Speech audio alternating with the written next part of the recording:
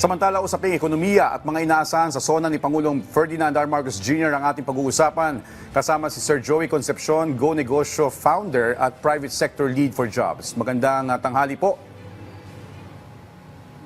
Good afternoon. Sir, unahin po natin yung inuwing investment pledges ni Pangulong Marcos Jr. mula sa kanyang official visit sa Estados Unidos. Ano po ang detalye at ang masasabi niyo rito?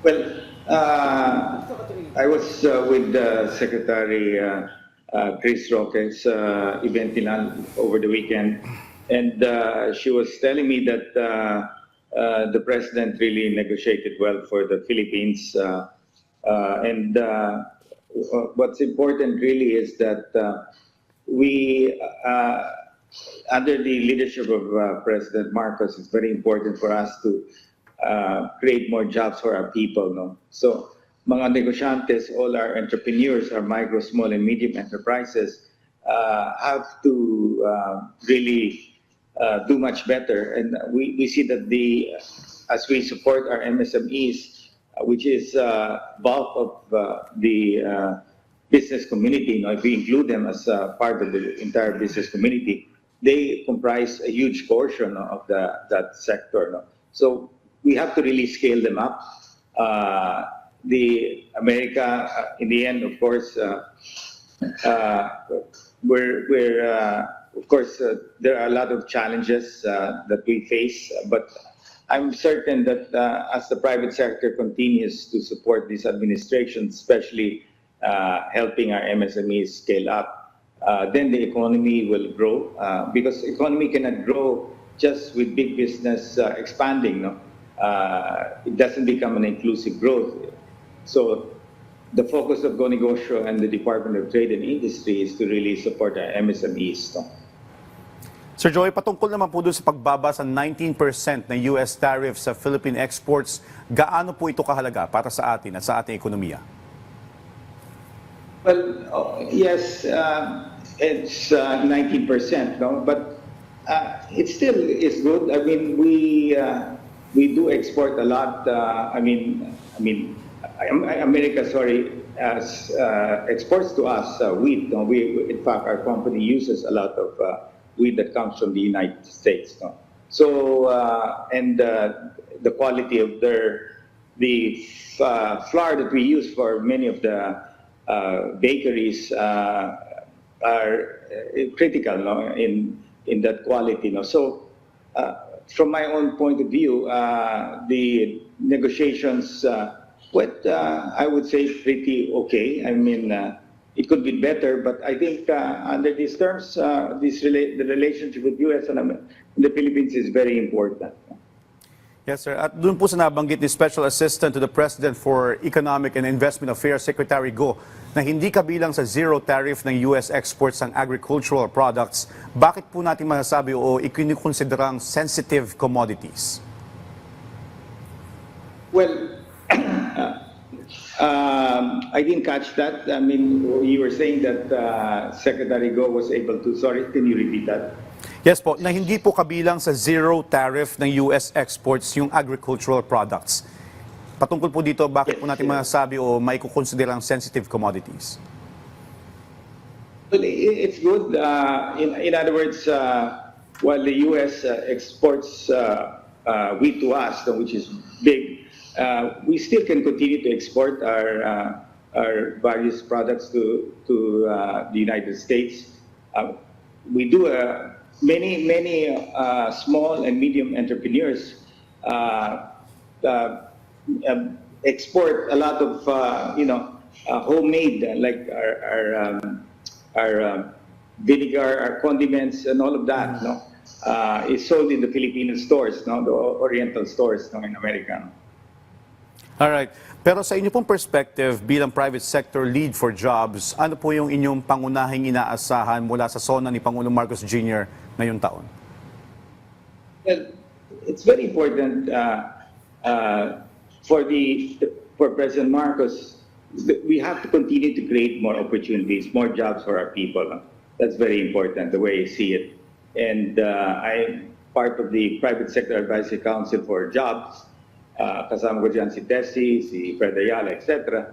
So we've been working through the last months in how do we generate more jobs for our people, and the only way that we can do that is we have to upskill. No, many of our micro and small entrepreneurs, we have to improve their skills in whatever business model they're in. No? And this is where our partnership with the Department of Trade and Industry, Secretary Roque, who leads that, and of course Negosyo, which has been around for the last 20 years, we really have to scale up our micro and small and medium enterprises to become one day much bigger and more innovative in developing new products. No? And as we create more jobs, then the economy will do much better. No?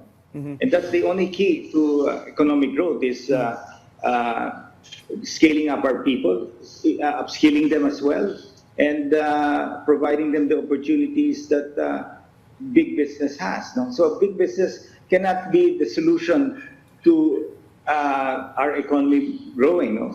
The most important here is creating prosperity, not only for us in big business, but for all our micro, small, and medium enterprises.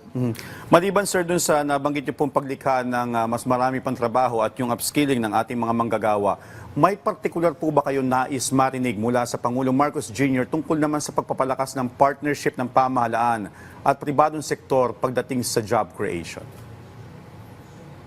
Well, it's very clear, no? Ever since President Marcos assumed his role as the chief executive of the Philippines, we respect that, and we know the solution to our problem. No?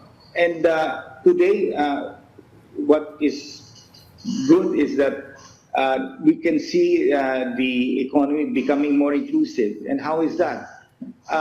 Before, it was only big business who can promote our products, our services through social media, through television, and all of that. But today, we are teaching our micro, small, and medium entrepreneurs to use social media because it's free. We're teaching them how to become influencers and content creators because these are very important. It's like themselves marketing their own product or service. And that's all done through the internet. And whether you do it through Facebook, YouTube, and many other platforms. So it's not just having a store or having products out there, but being able to market it.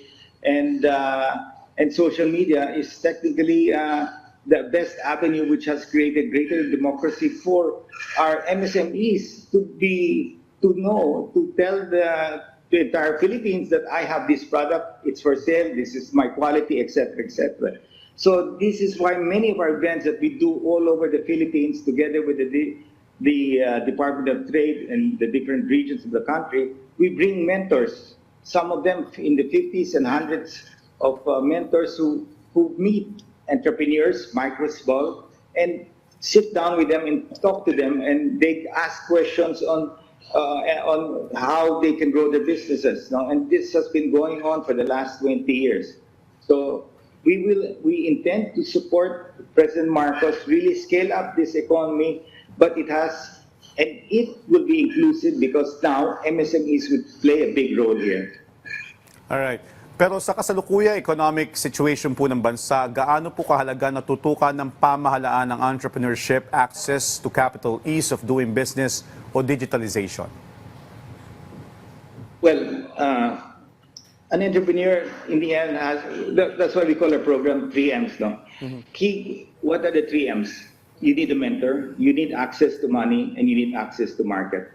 That's very important. So access to mentor, access to money, and access to market is critical. And this is the program that we're trying to do. We actually bring the banks, the MFIs, and some of the large banks in the events that we have. No? And that is providing them access to money. Now, access to market, we are teaching them on how to get into social media. And by teaching them, upskilling them, and them become content creators, influencers. Because if you don't have access to money, market, and a mentor, you're going to have a difficult time. In big business, of course, I mean, many of the CEOs come from good schools.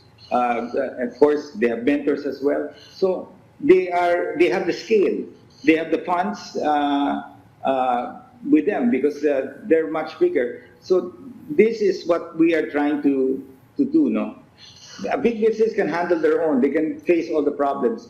But for this economy to grow and for us to create more jobs, if we don't scale up our micro to become small and small to become medium and medium one day to become large, then we will not be able to create more jobs. So job generation is related to the growth of the Philippine economy, which is well participated by our micro, small, and medium enterprises. So we scale them up, then our economy will grow.